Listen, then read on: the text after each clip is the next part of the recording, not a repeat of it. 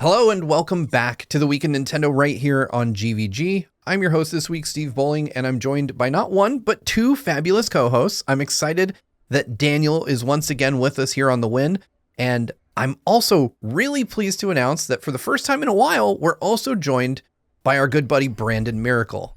How are you, Brandon? I am experiencing a whirlwind of tornadoes, you might say. So, for a little inside baseball, this is what, the third or fourth attempt? We are on our fourth recording attempt. Yeah. So the moment we tried to start, I realized that I was in the middle of a tornado warning and that sirens were going off. So I left and didn't think I'd be back. And then as soon as I got into the basement and started sheltering, the warning lifted and became a watch. So I came right back up here. Well, I'm happy you're here with us. I think it will make the show just that much better. It's always nice when Brandon's here. And Daniel, how are you doing, my friend? I'm doing well. I'm getting by. It was just another average week here at GVG, just keeping busy, working on stuff in the background. But just kind of a light week for news as it was. So I've just been kind of playing what I can where I can. Yeah, it's been interesting because I spent the better part of the last 2 weeks not really picking up my Switch or my PlayStation or anything else, just not really gaming all that much because I have felt like I just didn't have anything to play. Like I had kind of gotten over the hump with Pokopia. I had beat RE9 a while ago, and I just was waiting for like the next big thing to sink my teeth into. And that hasn't, last week was kind of quiet for that. So this week, however, we kind of have an embarrassment of riches, right? We've got Mouse PI, we've got Tomodachi Life, we've got Pragmata, all coming out in the last 24 hours. We're recording this on Friday. If you're seeing it on YouTube on Saturday, our patrons get to hear it in audio form basically as soon as we finish recording. So, it's been a pretty exciting like day in terms of game releases. I personally have been playing all three of those. I've had access to the PC version of Mouse PI for a while, but I kept waiting for Switch 2 because obviously I want to know how it performs on there. I think, Brandon, you've also played Mouse PI, right? I've played it for maybe 3-4 hours. And the game's really cool. I'm enjoying the boomer shooter. I think the voiceover and overall vibe's really fun. Just like this, rubber hose, like noir setting is really neat. The visuals are spectacular. So many frames of animation in these characters. It has the vibe of like an old timey, like, and I don't mean that in like the 30s cartoon sense. I mean it like in the PS3 era, like first person shooter sense. It's very simple in its design, but it's really effective. And I love Troy Baker does a great job as the lead character. I think the voice acting is overall just pretty dang good. But like you said, the star of the show is really the animation. Like one of my favorite things is when you switch from any gun and you're not in combat to your bare knuckles, because he'll like whip out his little Mickey Mouse gloves and like crack his knuckles loudly in front of you and then put them up. I think it's just really cool how much charm is built into this game. Like the guns are even like rubber hosey wobbly guns. Like if you idle with them, you'll see the barrel is like moving. I was really surprised, like when I got the shotgun and I reloaded for the first time. He takes all of the shotgun shells into his hand and he just smashes them into the gun instead of doing the 1-by-1 thing that they do in all the other games. It's so good. Oh yeah, and I love that each bullet has like a different face. Like if you look at the ammo counter, they're like these cartoony bullets. Like I think the default bullet is like missing a tooth. Mm-hmm. Yeah, there's so much charm in this game. It seems relatively beefy based on what I've played so far. It seems like there's more content in here than I kind of anticipated. Yeah, it's got a big world map, which is surprising. It's not at all what I expected. You actually, I wouldn't say there's a lot of detective work going on. Like you find clues, but it's really just like pin them on a board and then he it's narrates. window dressing. Yeah. But I mean, what is there is really fun. I intentionally played it at like a snail's pace because I kept thinking, uh, Switch 2 copy will come in soon. And that's really where we would want to review it, where most people would expect from us is to review the Switch 2 version. So I played it for like a little bit and I probably got, I don't really know, like halfway through maybe. And I've enjoyed every minute of it. It's like a fast paced, action forward shooter, with some detective elements and frankly, one of my favorite art styles in recent memory. Like take Cuphead and take Doom 2 and smash them together and you basically have mouse PI. And I really like that. I think that it's, it's not doing anything crazy innovative in terms of game design, but I also think it likely for people who play it will be one of the most memorable first person shooters they ever play.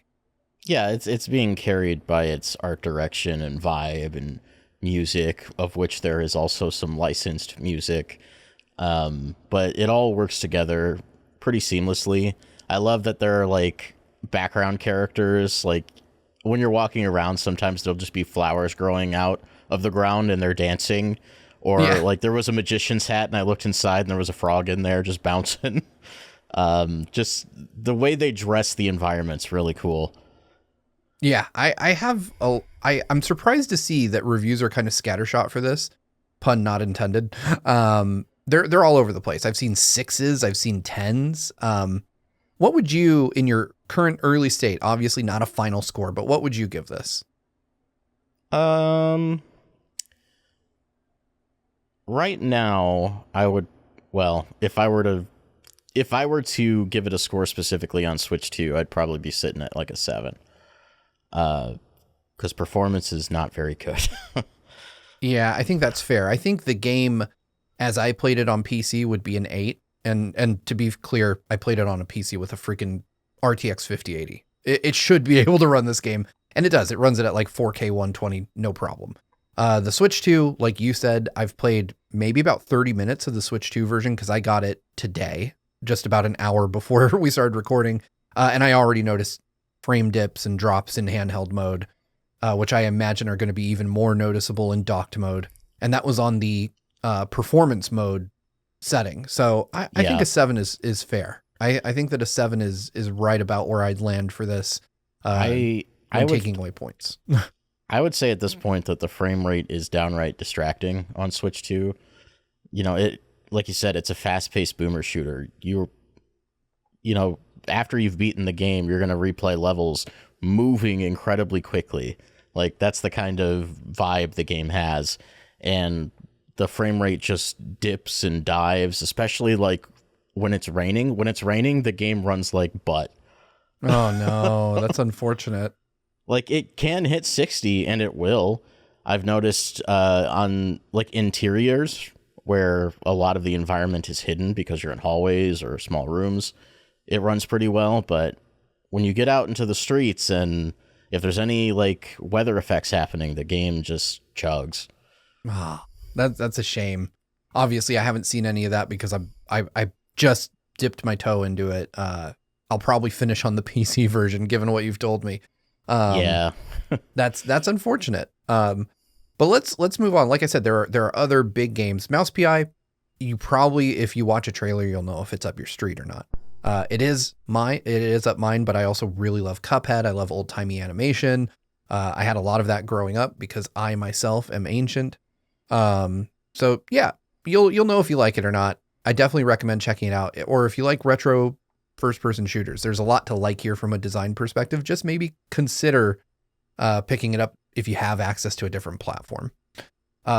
But another game that I think is infinitely more complex and surprisingly performs a lot better on Switch 2 specifically is Pragmata.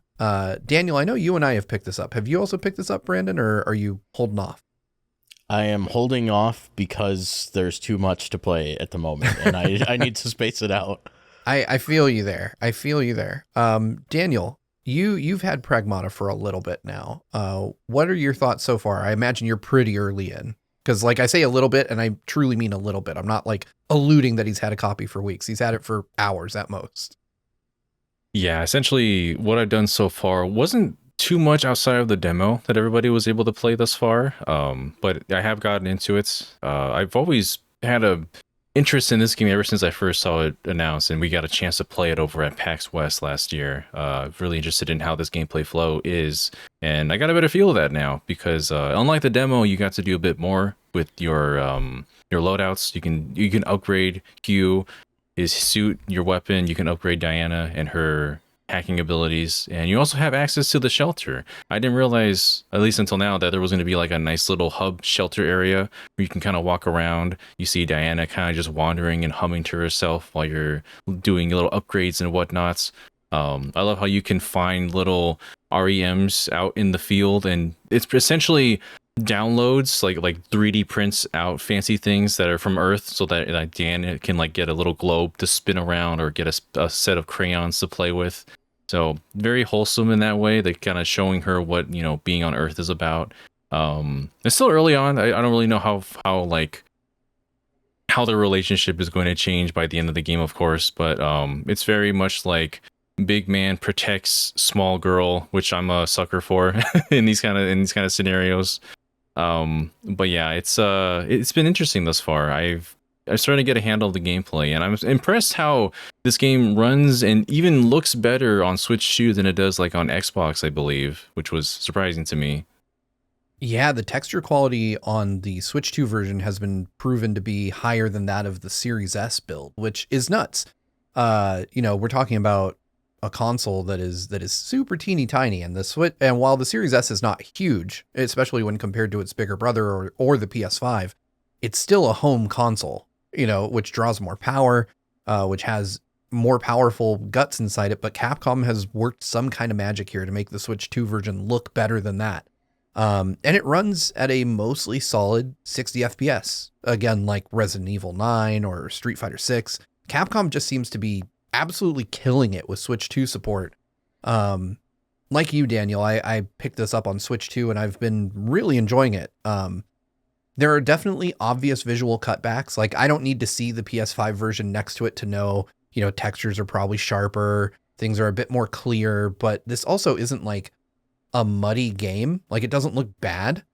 It looks pretty awesome. Like, I played it in handheld mode earlier today. I posted a tweet about it, or, a skeet, whatever they're called. That doesn't sound right, but I posted on Bluesky about it. And it just looks stunning. Like, when you're in the shelter, there's like a wall that's just like an open sky, looks like clouds. And I was just standing in front of that. And I'm like, man, this game looks rad. Like, this game is so cool.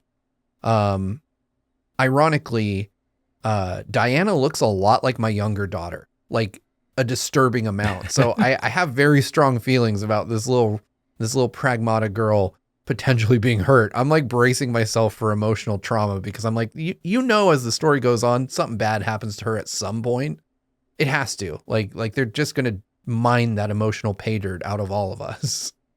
And I'm not ready for it. Like, she looks so much like my actual little girl that I'm like, I will protect her with my life, and I will launch my controller through my TV if something happens to her. Well, I guess clearly it's time for you to invest in a big blue puffy jacket for her, and for you a mech suit to carry around on your back. I thought about it, and I was like, I can barely, like, she's small. I could carry her on my back, but I thought about like maybe going to PAX and doing that, and I was like, I think I'd be dead inside of 20 minutes. Like, it's so hot at shows like PAX when you're wearing normal clothes. Could you imagine just wearing like an almost Hideo Kojima-esque spacesuit, walking around a convention with a child standing on a platform on your back? Like, a real life Strand game. Oh my goodness. In some weird ways, it feels like a Kojima game. It has a lot of Kojima design sensibility to it.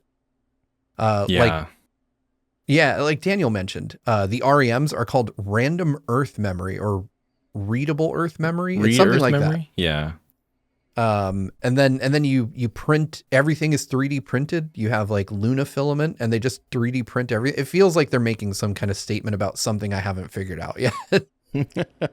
I'm waiting for weird politics to show up in the middle of it. Like, the president is there for some reason. You have to kick his ass. I mean, we all left Earth for a reason. I'm curious what the rest of the stories are going to be about once we get deeper into it. But no, yeah, like you mentioned with the visual look of the game, like you can definitely see it, and when you're still in cutscenes, like Diana's hair obviously has a lot of that lower quality texture to it when it's moving around, and you can see the fuzziness in it. But in motion, it looks great. Like I haven't had a complaint with the game when you're in motion in combat, and I enjoy the combat. I enjoy how the trigger buttons are all set to be controls for Hugh and the stick, but then the face buttons are all Diana, where you're hacking into different enemies so that you can lower their shield, open them up, and just really tear into those bots. I don't know. It's really dynamic. I remember dynamic. No, that's a bad one. No, I get. I always love it when you can kind of like have two different styles of gameplay at the same time. I think it started when I played The World Ends With You, how you're trying to split your brain between two different styles of play, because it's kind of the same thing here where you're trying to play the mini game of sliding the little tiles over, and all the other styles I think there is in the game too with the face buttons, and also trying to focus on aiming and shooting and dodging at the same time. It's very engaging in that way. Yeah, the combat in Pragmata is for now. I'm probably I think we're probably close to the same place. I'm just a little bit beyond the demo as well. I'd say I'm halfway through the next area past the demo. And it's just so satisfying when you hack an enemy and then you're able to take them out easily because of that, or as you get things like multi-hack and stuff like that, and you just see like groups of enemies all open at the same time, and then you can do huge damage. It scratches that kind of arcadey gaming part of my brain where the victories are not necessarily always hard earned, but immensely satisfying nonetheless. Like there are some combat encounters that I've had that I'm like, wow, they are throwing me in the deep end quick. And then there are some where I'm just like, yep, that was like running into a run of the mill zombie in RE1, like just pop them and move on. So I appreciate the combat. I appreciate the variety in the combat as well, because as you get more different enemy types, you have to develop different strategies for taking them out with the same tools. Usually it's not like they're like, here's an enemy and here's a brand new thing that makes him very easy to kill. It's like you still have like the same 3 or 4 things the first couple times you'll see an enemy, and then eventually they'll introduce something and you'll be like, oh, maybe if I went back to the shelter and put that in my loadout, that would help me with this specific guy. And I really appreciate the level design, which is also interesting because it's a game with traditional levels. Like it has very like traditional level structure, which I think is something that weirdly we haven't been seeing much of.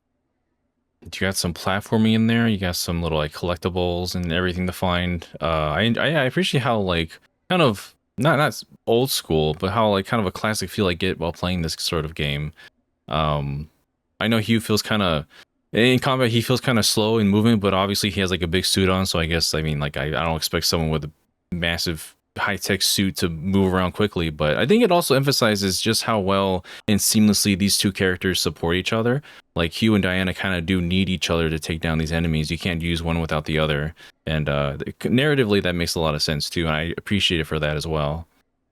Yeah, I think it's really cool how she shows up and she's just instantly useful, right? Neither character feels, like you said, enough to combat what's going on their own. Like Diana can hack, and that exposes weaknesses, and Hugh needs those weaknesses because if you shoot someone without them exposed, you do almost nothing.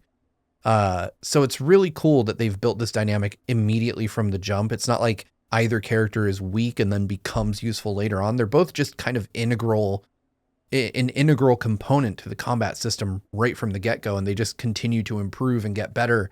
Yeah, I'm just really liking it. If this holds up for me, as it continues, I think that this could end up being like a 9 for me. I don't know that it would quite reach the height of a 10 unless the story goes places.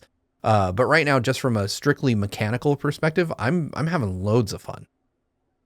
Yeah, I agree. I'm not too far past the first boss, so we're about in around-ish the same area. And yeah, everything thus far, it's been clicking with me, and I'm glad more people are discovering that as well. Because I've been saying for a long while that I think people are gonna be interested in this game for those kind of like action shooters. And yeah,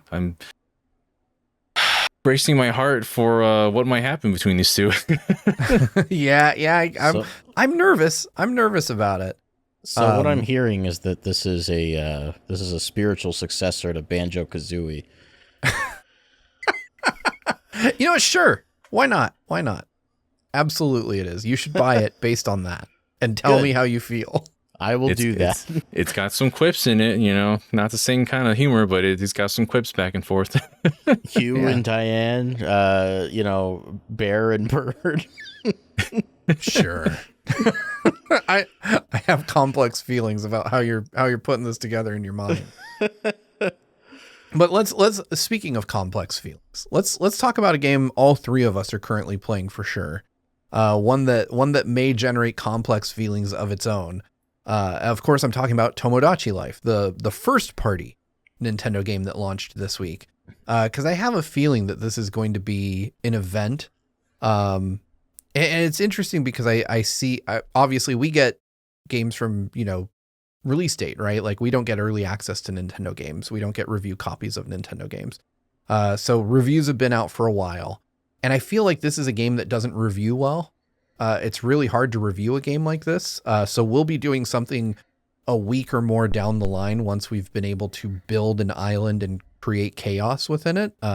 I'm currently adding every member of GVG to the aptly named GVG Island, and we're just going to see how we all end up interacting with each other. But Brandon, I think you've put more time into Tomodachi Life than either Daniel or I so far. So how is it going for you? Well, I'm closing in on 20 Miis on my island. I was preparing ahead of time for this release. So I was amassing Miis that I wanted to put in the game. And I'm just having a chill time, man. Red has described the game as playing with dolls, and I think that's a perfect way to put it. Because you pick up your Miis, you put them together, they do stuff, and they're gonna have some drama. Like, I put myself and my wife in the game. I labeled us as partners in the Mii editor, so that the game knew. And, within just a couple hours, Michaela told, not my me, but me, that she had a crush on Brandon. And I was like, cool, go ask him out on a date. And she confesses her love to him. She's like, I know that, your life without me is horrible and you need me. And Brandon turned her down. Is the real Michaela mad at you for this? I haven't told her yet. Oh no, I haven't broke the news yet that you rejected your wife. I really don't know what to do. Michaela's Mii has been roaming the island incredibly depressed. She will not interact with any other Mii, no matter what I do. She will not talk to another Mii. She is full-on devastation. That is very interesting. I don't know how to feel about that.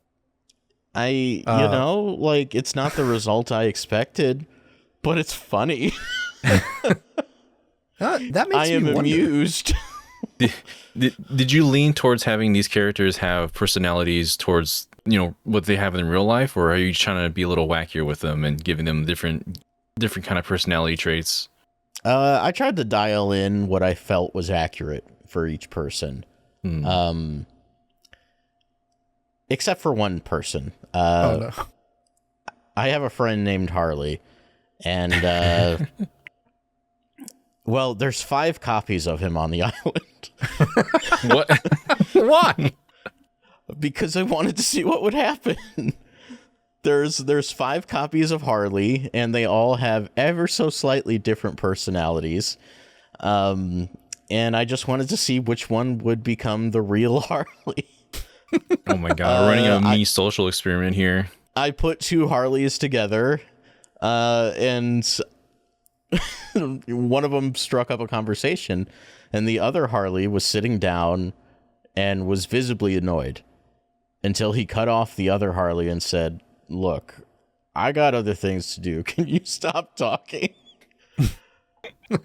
And then talking Harley got upset and walked away. And now those two Harleys don't like each other.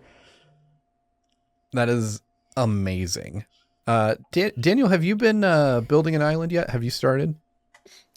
You know, this is blasphemy. I'm definitely not one of those people who was super into Tomodachi Life. I didn't really play the one on the 3DS, the one that everyone fell in love with. And so for this one, I'm just kind of very casually dipping into it. I mean, I have the demo downloaded and I got my my me created, because I know there was people who were like starting to make buzzings about like, oh, can I get your me information and their preferences and all this so that we can like add them and put them on the island and see what happens. And so I at least made a me very recently. I posted them in chat and not too long ago. I had to like do very specific things with them because I needed to draw the headband on. That's not the actual like default one. I had to draw it in myself to make it look like it's me. So, but I love that ability, that option of doing face paint and whatnot. I'm surprised it didn't just import what they had for Miitopia into Tomodachi Life, because that me creator is insane. But there's still a lot of options you can do with the one in this game. This one is arguably more developed, because like you used vector shapes in Miitopia, but in this game you just outright draw. And there's 2 drawing modes too. There's an easy mode by default, and then you go to advanced, and all the tools appear. Oh, okay. Yeah, Oh, I think there's some tools like you can make a smooth line, a straight line, curvy, like you can just draw on it. And I'm shocked that you can't use mouse mode with this because there's no like Switch 2 edition of it. But hopefully that's something that comes in the future. But yeah, I love seeing the flexibility and the crazy things that people have already done by different other posts on social media. Yeah, it's a really interesting thing to kind of explore the popularity of this, because I didn't know how like nuts the sales for the original Tomodachi Life were. It wasn't until my oldest daughter became of age to like really start exploring games on her own that I found out that this was so incredibly popular. 'Cause she was obsessed with it to the point that she was like, "Hey Dad, do you own a 3DS?" And I was like, "Are you not remembering who I am?" And so she asked me if she could use one so that she could play Tomodachi Life. And I was like, yeah, sure. That's weird. And it became just an obsession. Like she started carting that 3DS with her everywhere she went, including school, and got in trouble for playing 3DS at school during class. Well done, child. And you know, so I started digging into it, and I realized that this game popped off like nobody would believe with younger players, like people outside of my age groups, which is why I just didn't realize how much people love this. And you know, my daughters both insisted that we get this game, and we get it like as soon as humanly possible. Your copies are waiting for you, I promise. And I have since, you know, kind of tried to get into it myself. I played the demo. I finished the demo offered like 30 minutes of gameplay at most. So I played that. And I imported my demo data into the game proper today, and realized that I had room for 2 Miis. So I stole Brandon and his wife Michaela from Miitopia, and then brought them into the island. And Brandon starts out by saying immediately he wants to be my friend. Well done, Brandon. And he's like, what should I talk to Steve about? And I don't remember why I did this, because I didn't, you know, I kind of was just casually playing the demo, but the only island lingo I had was Uzumaki Naruto as like my only option. And so he's like, what should I talk to Steve about? And I was like, I guess we're going to talk about Naruto, which, to be fair, is not a new conversation for me and Brandon. True. And but my favorite part is he's like, hey Steve, do you like Uzumaki Naruto? And I was like, yeah, I do. And then he's like, we hang out sometimes, me and Naruto. I'm like, yeah, that sounds like a real conversation we have. So now I feel like my next step is Naruto has to come live on my island. Like I have to make Naruto and put him on there just to prove that Brandon is not lying to me. And then maybe we can fight over Naruto. I was prompted, I think yesterday, to like make my own food, like, you know, user generated content food, because one of my Miis was hungry. So I drew a brick, and it let you put a brick, like, like a brick wall brick, and the game let me put in some settings like how big the brick is, what does it taste like, how tasty is it? Was it delicious or terrible? No, you don't say if it's delicious. You say what type of flavor it is. So I said it was salty. Someone in the comments has licked a brick. What does a brick taste like? Look, it's made out of like rock and minerals, and that's what salt is. So I just made an assumption. Fair enough. I personally do not know the flavor of a brick. I imagine it's bitter, but I'll let you have this one. He ate the brick, he liked it, and now it's just part of my game's menu. It sure is. I do think Nintendo was brilliant to not include a profanity filter in this game. Like, don't get me wrong, the horrors will continue, but they're already happening in my town. they very much know who they're marketing this to.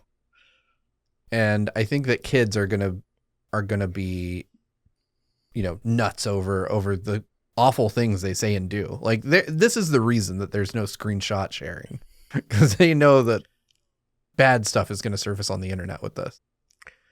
Look, that's a trade I'm willing to make. Oh, I'm going to lean into it. Like, I'm going to be part of the problem. Oh, I'm definitely part of the problem. There's one relationship in my game that was built upon, well, I can't talk about it here, but it was built upon something that I would not put on the internet. Oh no. Oh no. What did you do? It's not horrible, but like, I want to stay at least family friendly adjacent. Oh God. I mean, like, we're all going to have that. We're all going to have that. Not Daniel. He's a perfect boy. You know what? Don't comment down below. Actually, I want this video to stay monetized. I don't want YouTube to bury it. Don't let us know. Don't comment. Don't watch this video. Oh my God. Yeah, I think I've observed a lot more than I've actually seen people, than I've actually played myself, for sure. And the fact that it's not filtered whatsoever, it just leads to a lot of funny moments. Like, you can have a me come up to somebody and be like, would you like to talk about murder? And then the me's like, I love discussing murder. Can you show me the art of the art of the trade and all that? And it just leads to a lot of funny situations in itself. I'm going to go read the rule book on murder tonight. I saw someone who made a me who his face was just a butthole. Like the face was a drawn on butthole. And he I don't know how he did this, because I've played with the voices a lot, but he modulated the voice to sound just like farts. Like that's all it was. Like, he was saying stuff and the other person was responding to the farts as though he understood them. And I was like, this is what this game was made for. Nintendo knew people would find ways around sharing, and they have. And every Tomodachi Life video I see posted somewhere is hilarious. I love that, like, when you introduce lingo to Mii's, like, if they asked, what conversation topic they should bring up, and you add a word or something, your Mii's will start talking about that outside that explicit interaction. Like, sometimes your Mii's will get together to hang out without you having to set them up. And, like, if you get close enough to them, it sounds like they're saying gibberish, but every once in a while you'll hear a Pokemon. And it's kind of charming. It's definitely it's interesting, because it's not traditionally the type of game I would play. Not at all. Like, I would not find anything, but when you realize how deeply unserious it is, it's just a vehicle for, like, absurdist comedy. And I think that's a good thing. Like, I'm really interested to see how this continues. There's some obvious flaws here. Like Daniel said, I think it was Daniel, I can't believe there is not a Switch 2 edition. Where is that? And, like, mouse mode is such an obvious fit for this game that it's weird that it's not there. It's strange too, because, like, Switch 2, you get a resolution bump. when playing it on Switch too, but nothing else. It's really weird. Yeah, some of the UI is just mouse cursors, and it's just like, well, what the heck? Where's the option to actually utilize that? Yeah, I mean, the whole picking up and moving Mii's around screams for a mouse. Like, just let me click and drag the Mii over to where I want it. But you can't do it. Especially like using the island builder. Yeah, that too. Because, you know, you're working on a grid with the island builder, and it'd be so much easier if I could just whip out a Joy-Con and use mouse mode. Yeah, I mean, if you wanted to, you could also draw in docked mode if you could use the mouse. So I don't know why they're not doing that. I suspect at some point we'll get one, though. It would feel weird not to. Like, I think Nintendo is playing 4D chess with this game. Like, they didn't include a profanity filter, but then turned off screenshots and videos, knowing full well people would just record with their phone or do whatever to make all these viral clips of this game. And people are like, oh my God. Like, someone in Nintendo's marketing was like, yeah, let them talk about killing people. Because people will go see the video and buy the game to do dumb crap like this. I mean, that's largely they're like, why the previous game did so well. I mean, I was a day one player for Tomodachi Life on 3DS, and that was a phenomenon. And a lot of it was just the social presence of that game. Oh yeah, and this one's going to be even better. A lot of that generation that played Tomodachi Life on the 3DS is now old enough to, have their own devices and phones, and they're probably going to share even more absurd clips. Like I think it was you, Brandon. It was either one of the two of you shared somebody who just made a slime encounter from Dragon Quest 1 as a Mii. Oh yeah, that was crazy. It's like the entire like NES screen of a slime encounter, but like the eyes of the Mii were the eyes of the slime. Same with the mouth. So like when it talked to another Mii, it looked like the slime in the NES image was talking. It was so cool. People are wild. Like, I don't know how they have time for this. Like, I can barely find time to play the game, let alone create absurdly good art in the game. I couldn't make that kind of level of art with any amount of time, but yeah, I'm really interested to see where this goes. We're going to run a social experiment and just like create an island with everybody for a week. I kind of want to create an island where everyone's Naruto also. And like you did with Harley, just see which one is the actual like real Naruto at the end. This game is like a good slow burn. Like, I don't feel like I need to play it hours on end. I can just play an hour or two a day and just let the game evolve over time. Because if you sit there and you keep playing, your Miis will keep having problems, and you will keep bouncing between Miis and solving their problems forever. But if you give it a little time, I think that's the best way to enjoy it. Yeah, I'm inclined to agree with you on that. I think that this is a game where you just have to know what your dosage level of Tomodachi Life is, and then stick to that, and not be afraid to just put it down and walk away from it when you don't feel like playing it anymore. Because I think otherwise you're just at risk of burning yourself out, right? It's kind of like Animal Crossing in that way, where I feel like you have a set amount of this game that you want to do in a day, and then you just do that amount and come back whenever you feel like coming back. So I could see Tomodachi Life having pretty long legs in that regard, because I think a lot of people are going to play this in that very casual way. In a way, it's nice not to be burdened by the constraints of having to cover this game for review or preview, because we can play it at our own pace as much as we want, and then just be like, okay, I'm at a stopping point with this. I've seen every weird dream. I've, fed people bricks enough. I've seen enough talking butthole people. And then just be like, okay, that was great, and I'm ready to move on. My daughter will pick it up, put it down for months at a time, pick it up again. And I can just tell from, what she's talking about that she's about to get back into Tomodachi Life for like the 15th time. So I think it'll be interesting to see how this game sells, because I think it'll be one of the few Switch games where you might not see that initial huge spike of sales, but instead it'll remain even. Like, it'll just sell month to month, and and stack up over time, unlike most games which have like a massive spike and then just kind of drips and drabs for like the next decade. Right. There's no like immediacy necessarily. Like if you want to, you could go online and see every possible interaction in the game and just kind of ruin it for yourself.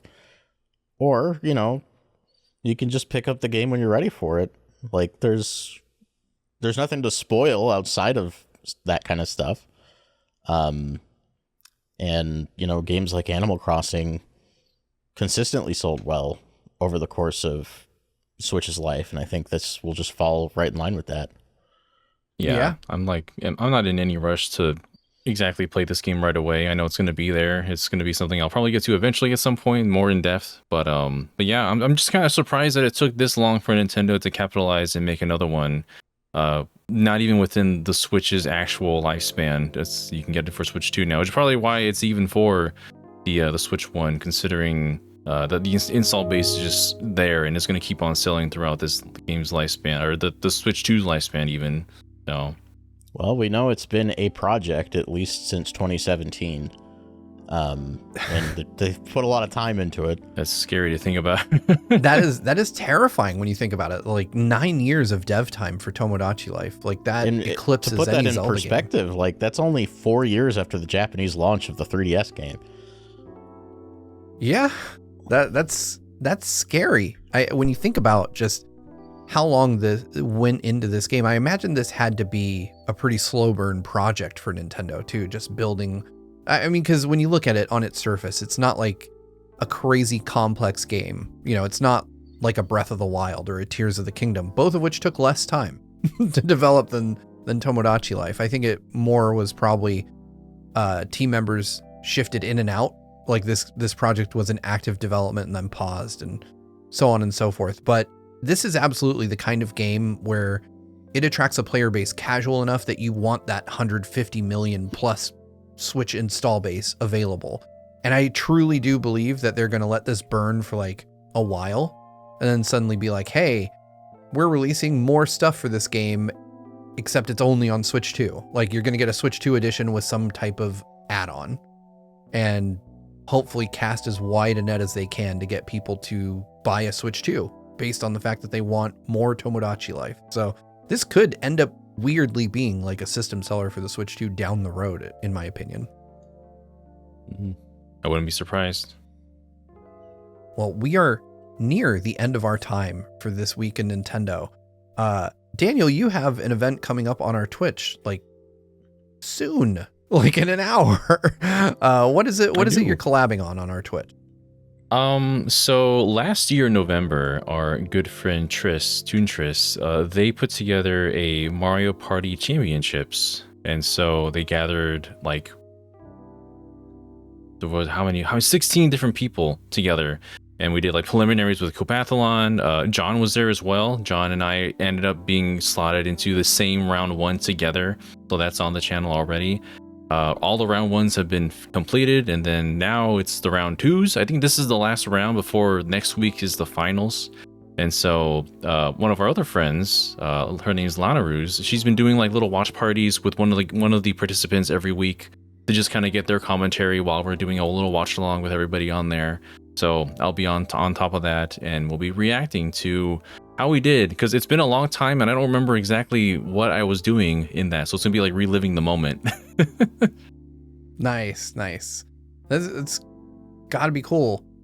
Obviously, this is going live on YouTube after this stream has happened. So where can folks find the VOD? Do they just go to Twitch or do they go to the VOD's channel?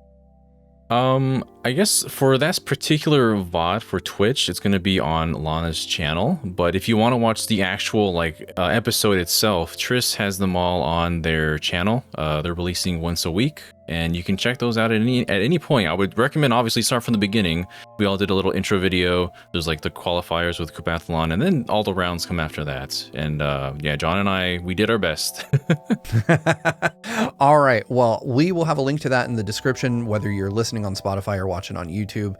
Thank you all so much for hanging out with us. This has been the Week in Nintendo for the week ending April 17th. That sounds weird to say. Either way, that's when it happened.